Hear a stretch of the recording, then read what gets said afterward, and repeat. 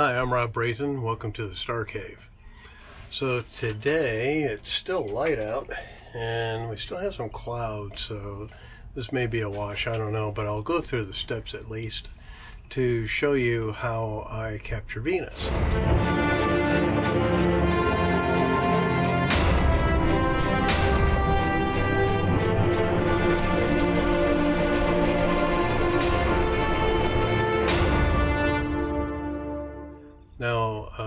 And possibly Mercury.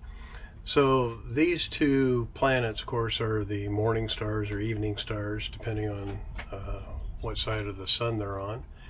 And right now they're both on the evening side of the sun. So I'm going to attempt to capture them. And first I'll take you through my setup. And we'll go over here. And watch out for the low-hanging bar there. It gets me, not every time, but more times than I care to mention. Okay, so anyway, let's steer this thing around. There we go. So here's the telescope. And you can see I have a guide scope here. The guide scope allows me to, I use it to guide sometimes when I'm doing planets, because you can actually guide on the planet itself, but mostly I just use it to help find the planet by having the screws where I can adjust exactly where it's pointed. I can use it as a finder. And then on the end here, this is taped in place, but I have two things here. So it's two things. It's a hood, and this helps to cut down dew when I'm shooting at night. And it's just a piece of this bubbled foil, and I painted the inside with chalkboard black, which is really flat. And then I have on this end a Ben & Jerry's ice cream cap. I drilled a 1/4-inch hole, and I have a 2 times neutral density filter on there. So between all that, stopping down, and the neutral density filter, I can actually see Venus even during the day. As far as the camera goes, I'm shooting with a 2X PowerMate. I love the PowerMate. I have a Starizona filter drawer compatible filter slider that I 3D printed, and then of course painted it all black so it doesn't reflect light around. This is a IR 724, and you know, the sky is blue, red is on the opposite end of the spectrum from the sky, and because of that, infrared is even farther, and this is you can see it's like a mirror almost, a very high performance filter. So that goes into my little 3D printed slider, and that'll help knock out much of the sky. It still won't be completely dark, but it'll help cut down the sky. And one thing I found out about the Starizona filter slider is it leaks light. So I have an old koozie. I just put that koozie over the top of it, and that helps keep the light leaks out of it. And then I'm shooting with a ZWO 290, the ASI 290, and I have so that's the basic setup. And then I also have a Telrad in case I get totally lost. I can always find Venus this way. You can't really find Venus with a Telrad because it's so close to the sun, you can never see it. So let me go ahead and get started up here. So the software I'm going to be running is I have SharpCap, Cartes du Ciel, that's the French sky charts, PhD2, and the Celestron focuser. And we'll go ahead and start looking for the star being Venus, of course, and then connect the mount up with Carte du Ciel, and we'll connect. Apologize to anybody that's French. And we will then tell it to go to Venus and go ahead. So of course I have the cap on the telescope.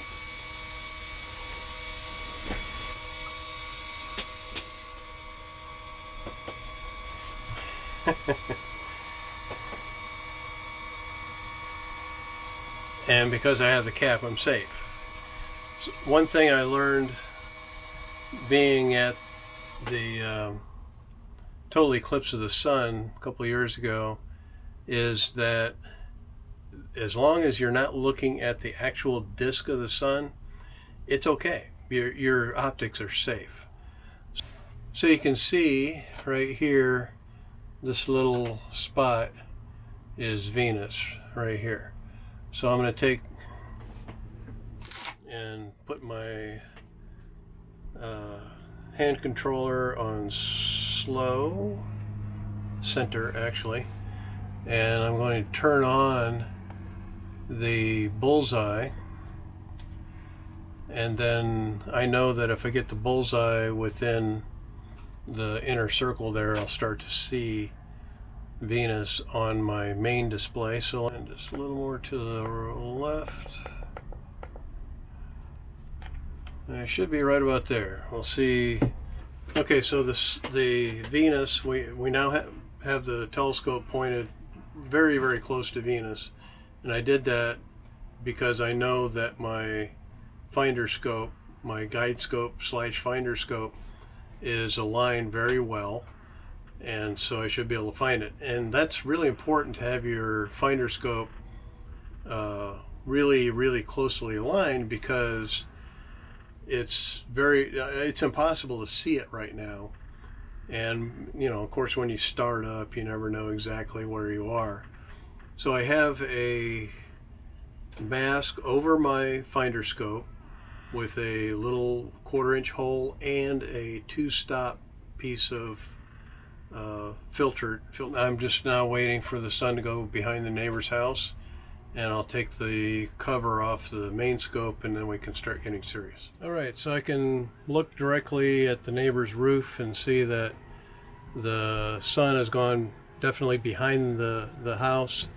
If I put my hand in front of the telescope, I can't see a direct shadow.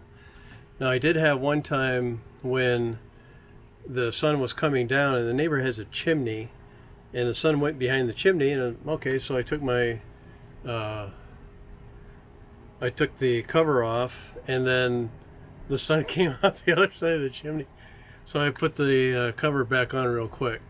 So we're good and safe right now. So as long as the sun isn't shining directly into the tube and hitting the mirror, we're safe. Now I have and you know, it really kind of depends on your threshold of pain, but I have had direct sunlight inside the tube, but on the wall of the tube, and I had no problem. Then I could focus and see Venus and do all that. You know, maybe you're not that stupid or brave or whatever. I understand, but now that the sun has gone completely behind the neighbor's roofs, I feel totally safe doing it. Hopefully you can see this little lump down here. That's my histogram. I'm at 5 milliseconds and 12 dB, a gain of 120. So let me go to 10 milliseconds, and you can see the lump jumped over a little bit. Okay, and then I need to guide north slightly. Oh, there it is. Okay, so hopefully, yeah, now we can see Venus. There's Venus live. And now, let's go to the focuser.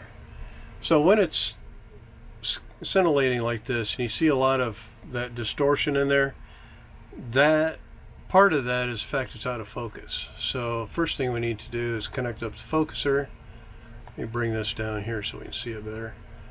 And then you'll notice that when I focus, Well, I was already too far out. So let me go 39, 234. So let me go 39, 180. Move to that. It goes way out of focus and then sort of into focus. Yeah, good. So when it, on that last little leg of the focus journey, it still stayed out of focus. So now I know if I keep pushing the move out button, it'll eventually get itself into focus. I'm also looking at the brightness of it, because when you're at maximum focus, you'll also be at maximum brightness. Okay, so I'm touching the focus, looking at the brightness, and I think I'm about to maximize right there. So I'm at 39,216. That's not too far off from where we started. And I think I'm ready to start. Now let me do one more thing. This mount got some bad PEC, so I'm going to turn the PEC off. Otherwise it jumps over and then all of a sudden jumps back and jumps over and jumps back. Turn the PEC off. I have really good alignment, polar alignment, so we're good to go. Now at this scale, with the, the 14-inch telescope is basically 4,000 millimeters. It's 3905 multiplied by 2, so we're up to about 8,000 millimeters, and the pixels on the ASI 290 are 2.90 microns, so you can see how large the Venus is in there. It looks really good. So what I'm looking for now on my exposure is that I am over the halfway point, so I reset, and I'm over the halfway, my little lump, the top of my lump here is over the halfway point, but not over the 100% point. So anywhere in here is fine with me. I'm shooting 16 bits.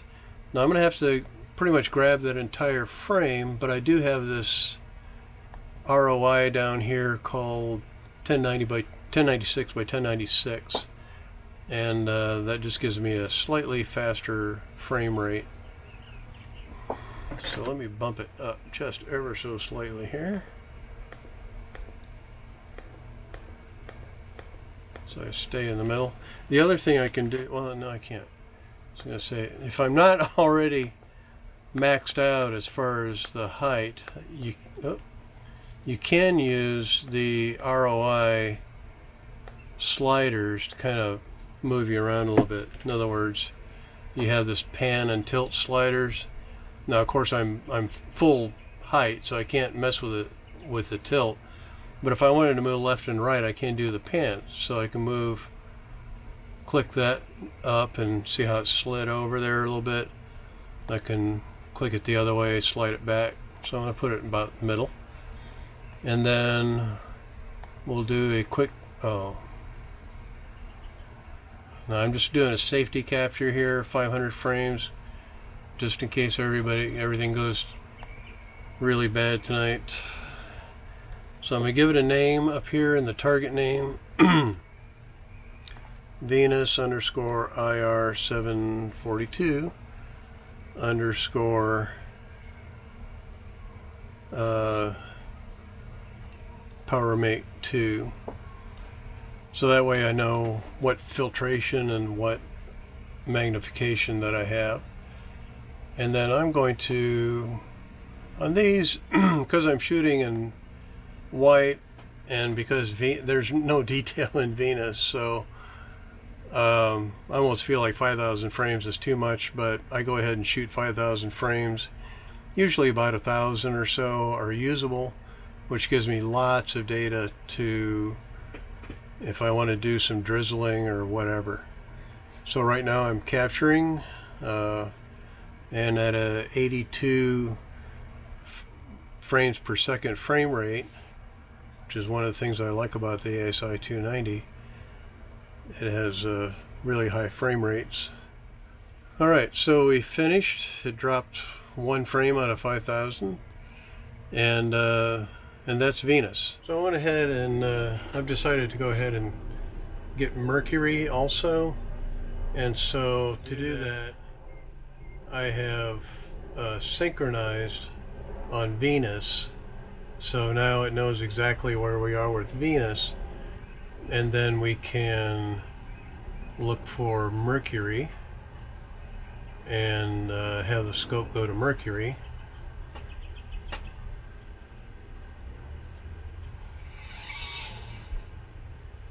And there it is. Oh, God. Okay.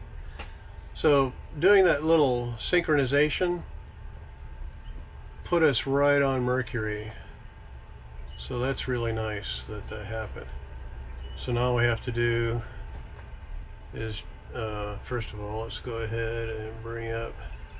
Now I like to go in 60s, so I'm going to go 240 on the gain. So that's really too high. Let's just go back to 180 on the gain there. Yeah, that's a little too low. But you can see the further down the sky we are, the more the clouds are interfering, and we don't have a nice crisp dark background like we had with Venus. So let's get this steered over here a little bit. Oh, ever so back down. Okay, and I think, you know, we had pretty good focus when we were shooting Mercury, so we're going to stay, not going to mess around with the focus. Instead, we'll go down to 480 by 480.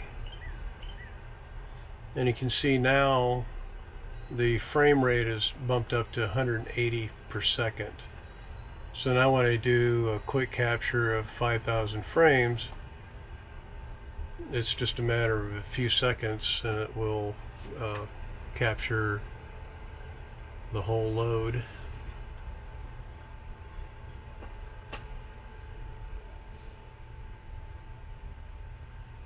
So you know, it's typical for Mercury to be bumping around like this. In fact, this is pretty good, to be honest with you. And then of course the next thing will be to do the editing. So stay tuned, we'll see you on the editing video.